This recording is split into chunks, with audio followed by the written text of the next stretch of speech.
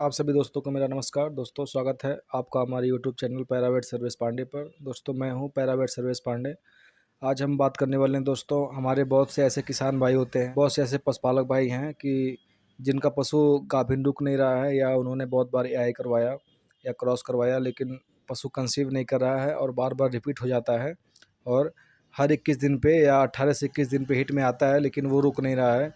तो आज दोस्तों इसी विषय पे बात होगी। तो वीडियो शुरू करने से पहले आपसे रिक्वेस्ट है कि अगर आप हमारे यूट्यूब चैनल पर नए हैं तो हमारे चैनल को सब्सक्राइब जरूर कर दें, लाइक करें, कमेंट करें, शेयर करें, ताकि ऐसी अच्छी अच्छी वीडियो बनती रहे। दोस्तों, आइए शुरू करते हैं। दोस्तों, बहुत से ऐसे पशु होते हैं कि जो समय से गाभिन नहीं होते हैं, और या तो हीट में तो आते हैं लेकिन वो कंसीव नहीं करते हैं, रुकते नहीं हैं।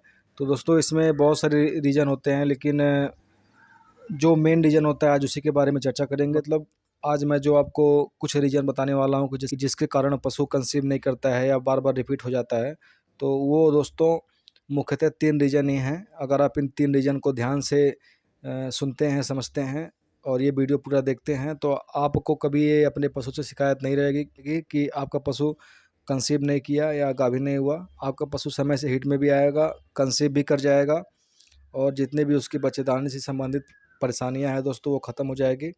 तो दोस्तों, आइए समझते हैं कि पशु को स्वस्थ रखने के लिए या पशु के बच्चेदानी के स्वास्थ्य के लिए सबसे ज़रूरी वो 3 चीज़ क्या है। सबसे पहला है दोस्तों डिवॉर्मिंग, दूसरा है दोस्तों मिनरल डिफिशियंसी, तीसरा है दोस्तों हार्मोनल डिफिशियंसी। ये 3 ही मेन रीज़न हैं दोस्तों, जिसके कारण आपका पशु समय से हिट में नहीं आता है, या अगर हिट में आता है तो वो कंसीव नहीं करता है या बार बार रिपीट हो जाता है। अब आइए, जो पहला रीज़न है डिवॉर्मिंग, उसके बारे में बात करते हैं। दोस्तों, अगर आप अपने पशु को हर 3 महीने पे कीड़े की दवा नहीं देते हैं, तो आप अपने पशु को हर 3 महीने पे एक अच्छी कीड़े की दवा दें।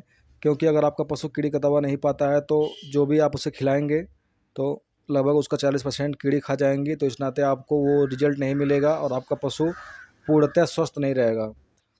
और दूसरा रीज़न है दोस्तों मिनरल डिफिशियंसी। अगर किसी के पशु में मिनरल डिफिशियंसी है या उसके शरीर में पोषक तत्वों की कमी है, तो भी वो पशु या तो हिट में नहीं आएगा। अगर हिट में आएगा तो वो जल्दी कंसीव नहीं करता है और बार बार रिपीट हो जाता है।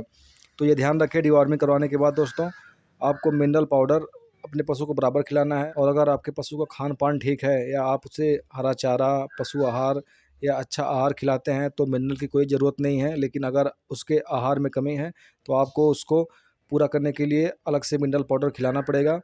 तो दोस्तों, इस बात का ध्यान रखें कि उसे अच्छे पोषक तत्वों का खुराक ज़रूर दें, ताकि उसको मिनरल डिफिशियंसी ना हो।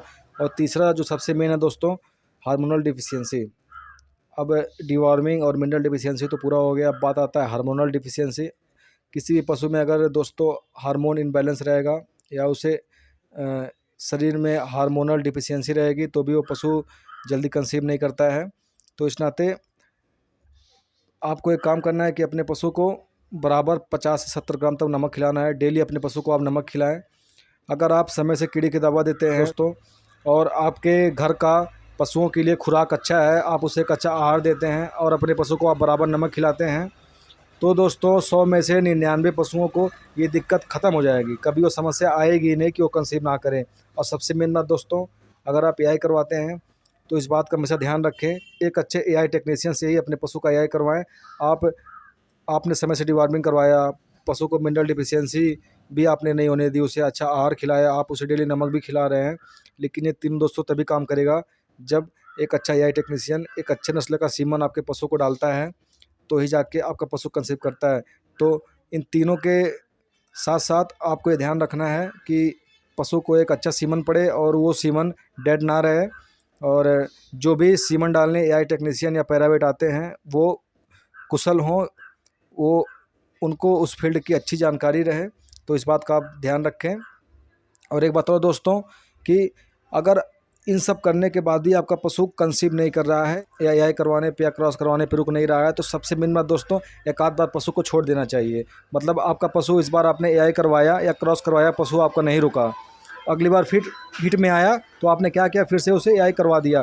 तो दोस्तों, ऐसा बिल्कुल नहीं करना है। अगली बार आपको उसे छोड़ देना है। अगर आपने समय से कीड़ी का दवा नहीं दिया, तो कीड़ी का दवा पिलवा के उसे आप छोड़ दें। उसके बाद जब वो 21 दिन पे हिट में आ रही है, तब उसे एआई करवाएं। आप 100% दोस्तों मानिए कि आपका पशु रुक जाएगा। और एक बात और, नमक हमेशा खिलाना है।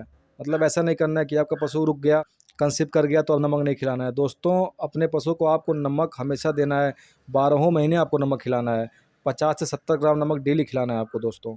तो इतने चीज़ों का आप ध्यान रखें, समय से डिवॉर्मिंग, मिनरल की कमी ना होने पाए, उसके बाद नमक बराबर खिलाना है, पशु का आहार अच्छा हो। अगर इन सब चीज़ों का आप ध्यान रखते हैं तो आपका पशु दोस्तों 100% कंसीव होगा और बच्चेदानी से संबंधित जितनी भी समस्या आपके पशु को है सब दूर हो जाएंगी। तो आशा करता हूँ कि जो भी मैंने टॉपिक के बारे में आपको बताया है, आपको ये वीडियो बहुत ही पसंद आई होगी।